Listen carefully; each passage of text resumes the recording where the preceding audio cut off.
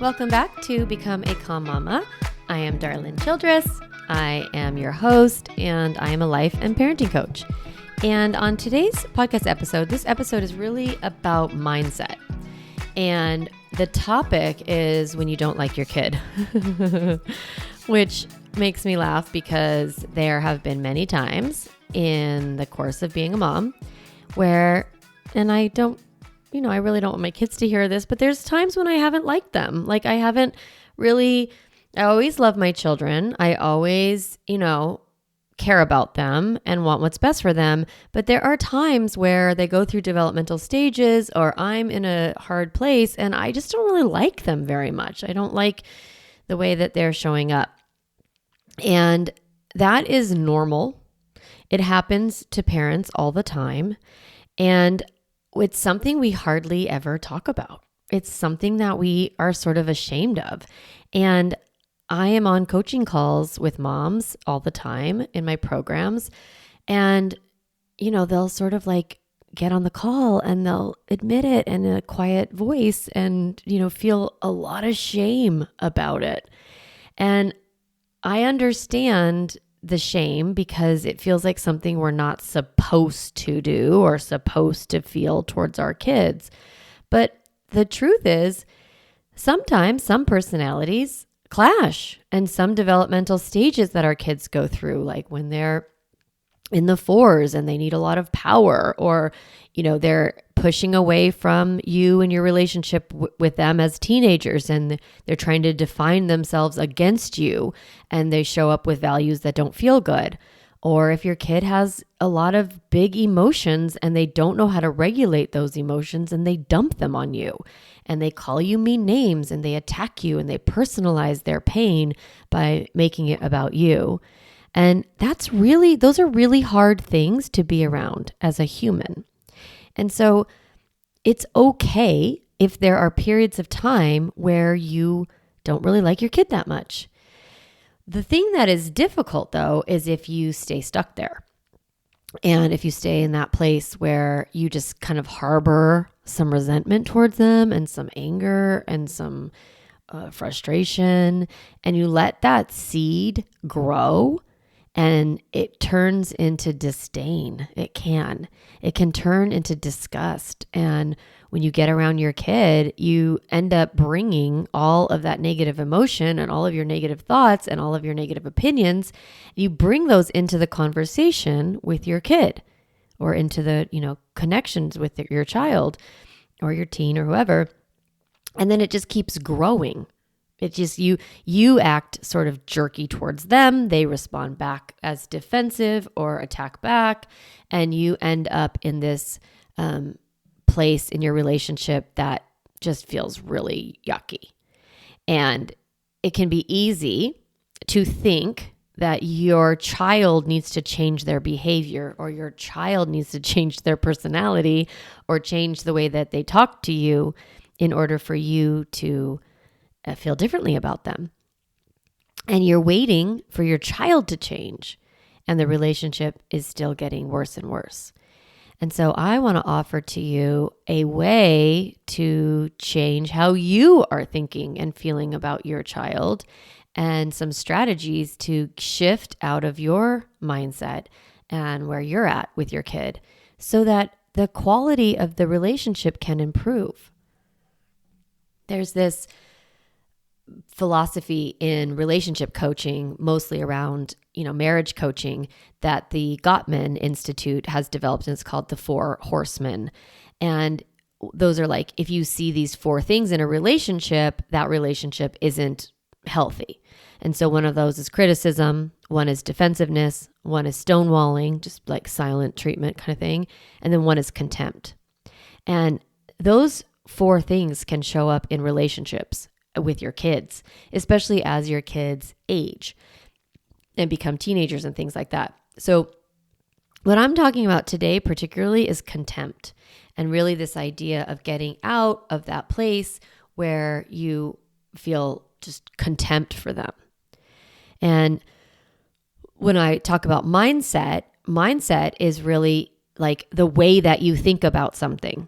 And so if you think about your child, you think of their name, like Sawyer or Lincoln, like those are my kids' names. And then I have thoughts about those kids, right? I have thoughts about their behavior and them and how they are. And I have thoughts about their future, and I have thoughts about how they treat me. And I have a lot of thoughts. And mindset is understanding that you have control over how you think about something. I don't have any control over Sawyer or Lincoln. I mean, I do as their parent. I can I can set limits, I have boundaries, and I can connect with them. I have strategies, but essentially their behavior is on them. I cannot physically make them do anything, change their behavior. I always think you can't make a kid eat, sleep, poop, or talk. And it's I can't actually, do anything, but I can change the way that I think and feel. I can change my actions towards my child. So the circumstance is what it is, and I get to think and feel how I want about it. The person is who they are, and I get to think and feel about how I want about them. And so that's really mindset. I think about mindset as well. Just another example of mindset is how you frame behavior, right? I'm not going to get into that, but it's just an example of, if I look at my child's behavior and I think, wow, you are a jerk, you are disrespectful, you are rude, you are selfish, you're self-centered, you're a narcissist, right? I look at the behavior, I judge the behavior, then I feel a certain way about my child, and then I show up, either I emotionally check out, or I'm critical, or I'm defensive, whatever. And when you're in my programs or listening to this podcast, one of the things I work on a lot with you is changing your mindset about behavior, because I want you to reframe behavior and be able to see it as an expression of someone's emotions. Feelings drive behavior. It's something I say all the time. And so the mindset that we're working towards is understanding behavior from the framework of this is this person's, whatever's going on inside of them showing up on the outside. So it's behavior is a clue of what's happening on the inside. It's something we can see on the outside. And that idea is hopefully get us curious, get us compassionate, get us into a place where we're narrating and naming and we're connecting and we're looking at our child and we're like, what is going on here? And assuming they must be in pain, they must be insecure, they must be struggling in some way in order to act this way. Now, that is such a powerful mindset. That is such a powerful framework to parent your children from. It's the root of compassion. The root of gentle parenting is that mindset, that framework. Understanding behavior is an expression of emotion, understanding that feelings drive behavior. Now, if you are stuck in a space where you're I don't like my kid, they're such a jerk, they're such an asshole. It's when you're stuck in that spot, I'm telling you, you're not going to be able to find compassion, right? If you're feeling like the child's or thinking that the child's behavior is personal and they're attacking you and okay, yes, it is personal if someone calls you a bitch. But I would love for you to be able to look at that behavior and think, wow, someone who's calling someone a bitch must be feeling very overwhelmed. It's not taking what they're saying and letting it penetrate you. It's more let it wash over you as information. So how do you do that? How do you get there when you are feeling contempt towards your child, when you don't like them, when you're taking everything that they say personal and you're just, it's not even personal. Sometimes you're just God, you're just a jerk. So one of the tools that I love, that I teach all the time, and it's one of my favorites that I use, it's called the delight list. And I taught it, I think episode 22 possibly, called The 3 Things Kids Want from You. And in that episode, I really teach the delight list. But delight list, what it is, it's this idea that you sit down and you train your brain to think of good things about your kid. Looking at what do you like about them? What are they good at? In what ways do they thrive? What are your favorite things about them? And it's an exercise to help you shift out of that negative mindset. And I think it's really, really powerful, really useful. But what I have found over the years of teaching the delight list is that there are times when I see a parent and they cannot get there. Like they cannot get to anything delightful. Like they're just mad. So I have another tool, another strategy, a journal prompt that I like. And sometimes you guys, I call this the I hate you letter. Because I really want to tap into sometimes the depth of that contempt. So what this is like a letter. The prompt is a letter that you write to your child that you'll never give to them. You'll never show it. You don't have to show it to anybody. And it really is a way for you to dump some of that negativity out on paper and get it out of you. And when you do this, you can be as honest and as mean and as spiteful as you are. Be honest, be truthful, don't edit. And what I do when I do one is I write dear so-and-so. I don't even want to say their name on the podcast, but dear kid of mine, or sometimes I do this for my husband, to be honest. Dear Kevin. And I'll write I hate you because I know some of you are like, we don't use the word hate. Da, da, da. I get it. You don't have to use the word hate. But it can open up some floodgates of honesty. So some of my clients, they're like, I don't want to use the word hate. I'm like, I get it. That's fine. So we call it the I'm mad at you letter. Okay. That might feel a little bit more comfortable. So it's dear Sawyer, I'm so mad at you because, and then I just dump out all the things that they've said or done, or I don't think you're a very nice person because, or it is embarrassing to say that I've done this before because it's it doesn't feel nice. But the purpose of it isn't just to live in that bad energy. It's really to take a look at it and to move to get it out. Now, I have taught this many times, and I have noticed that for most of my clients, their brain starts to argue with them because the truth is you don't actually hate your child. You're actually not that mad at them. You are, but you aren't, right? There's both. You have both feelings inside of you at the same time. You have conflicting thoughts.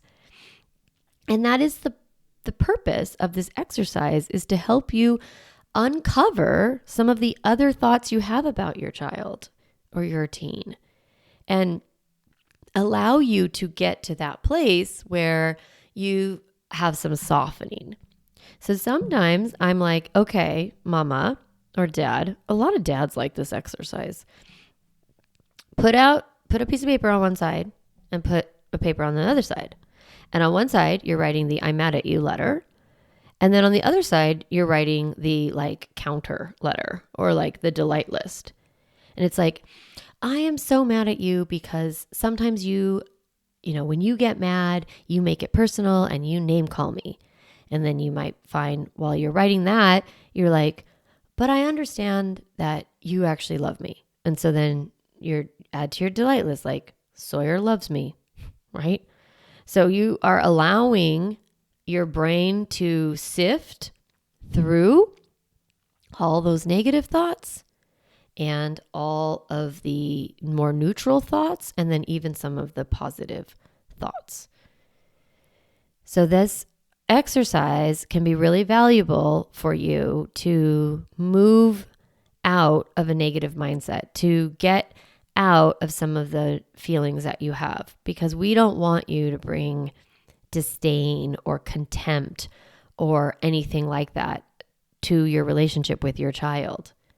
The goal of parenting in the Calm Mama process, in the Calm Mama philosophy, is connection, is compassion at the core, because our goal is to raise emotionally healthy kids, right?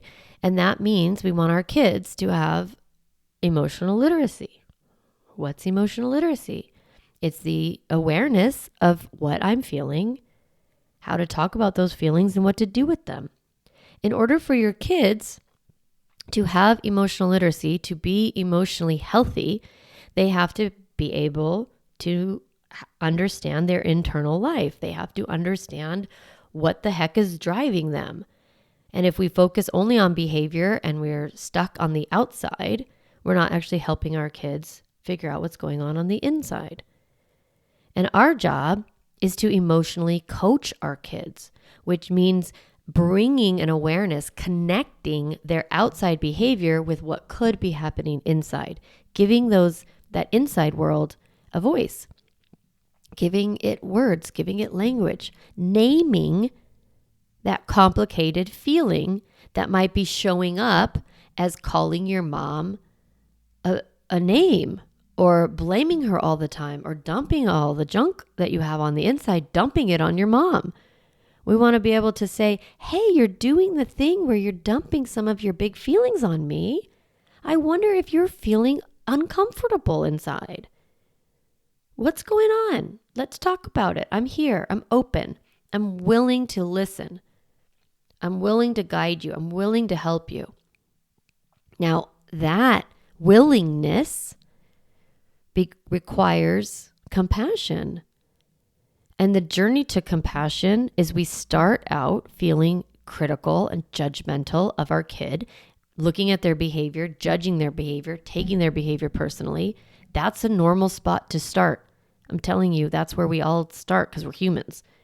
And we want to move from that judgment into neutral, like, this kid is obviously upset, right? Instead of judging it as like they shouldn't be upset and the way they're acting is disrespectful and this is wrong and they're such a jerk and I can't stand them and they're going to grow up to be a masochist and whatever, right? Instead of being in that critical space, moving to neutral, like, wow, this kid's got some stuff going on. And then we move to curious. I wonder what's going on. And then compassion is connecting the behavior to the feelings and coaching them. Now, all of that, like I said, is not possible when you're in that judgment, when you're in that contempt space, when you're feeling disconnected, like you want to emotionally check out. You're trying to be neutral, but really it's stonewalling. It's not actual neutrality. You're angry underneath that neutral. You're disappointed. You're frustrated. You're hurt. And I guess I just want to say, like, you know what? Some kids really struggle. Some kids have a lot of complications with their own emotional regulation, particularly if they have ADHD or sensory processing or any spectrum like, autistic behavior. It can be really challenging to raise kids who are neurodivergent or who have experienced trauma or who have gone through something really painful in their lives.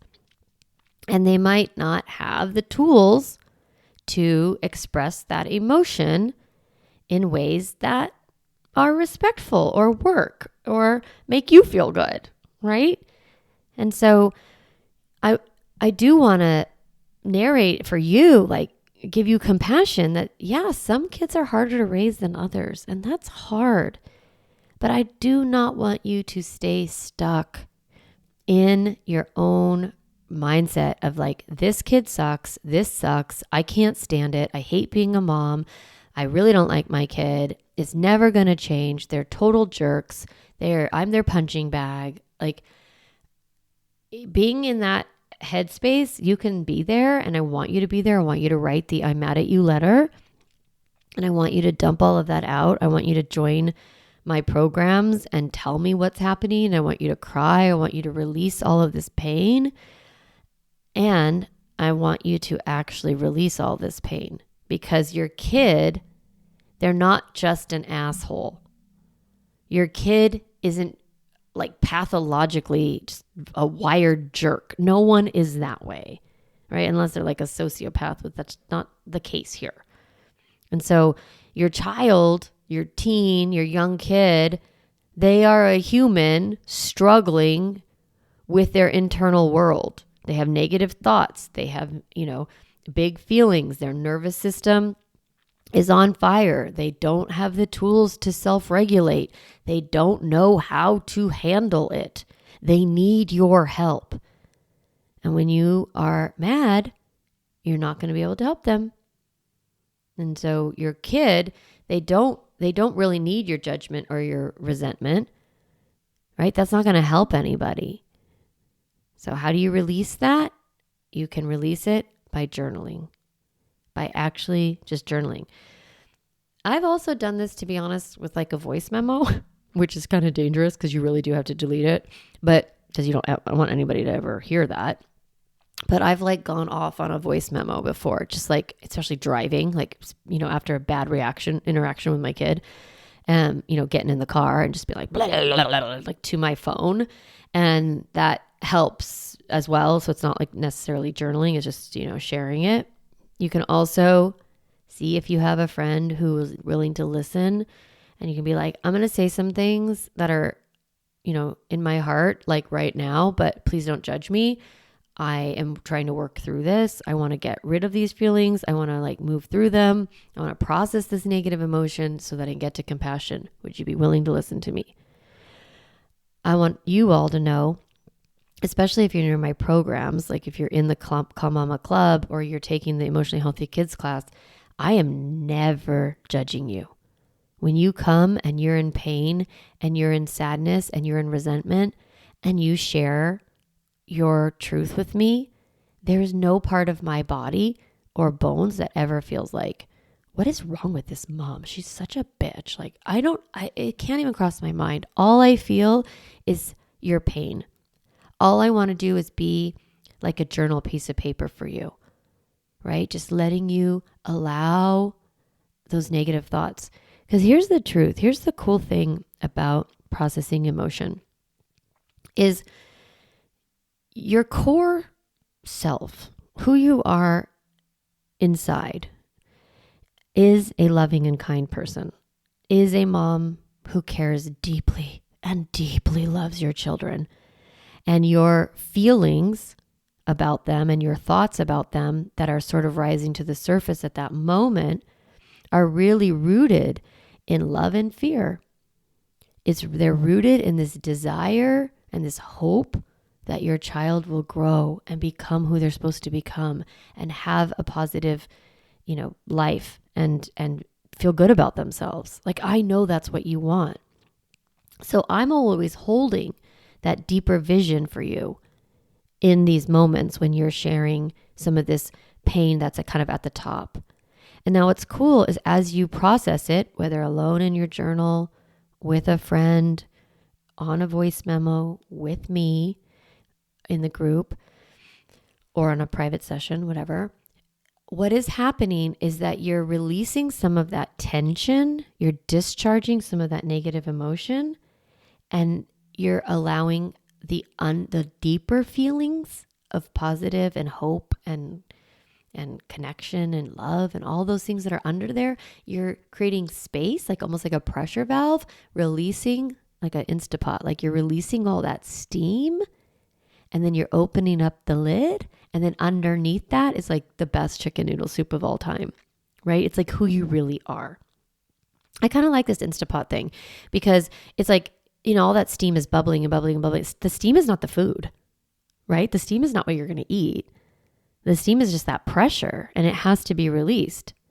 And so, not to go too far with the Instapot thing, but like say you push the natural, if you don't have an Instapot, I'm sorry, but if you have one, you push that button and then it like, the steam just goes crazy fast. It releases so quickly.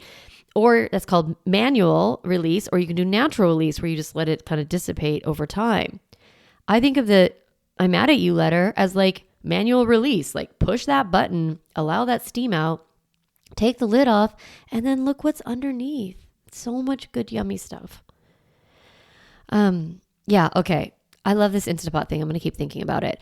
But for you this week, I want you to know that if you've been having, or if you've ever had the thought like, I hate my kid, or I really don't like my kid, I want you to know it's normal.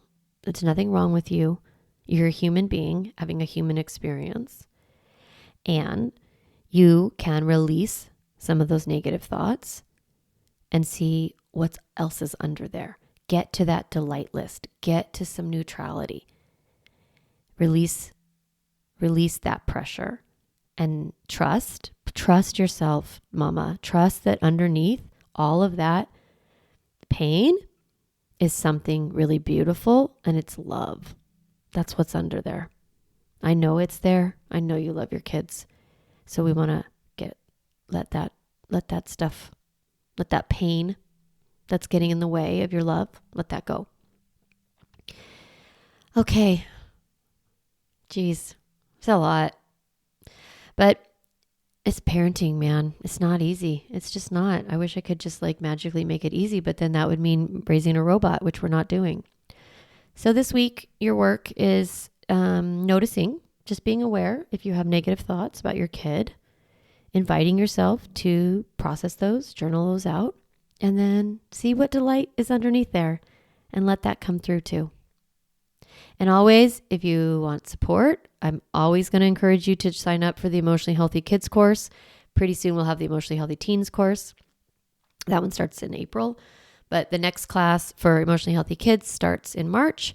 And you can get on the wait list.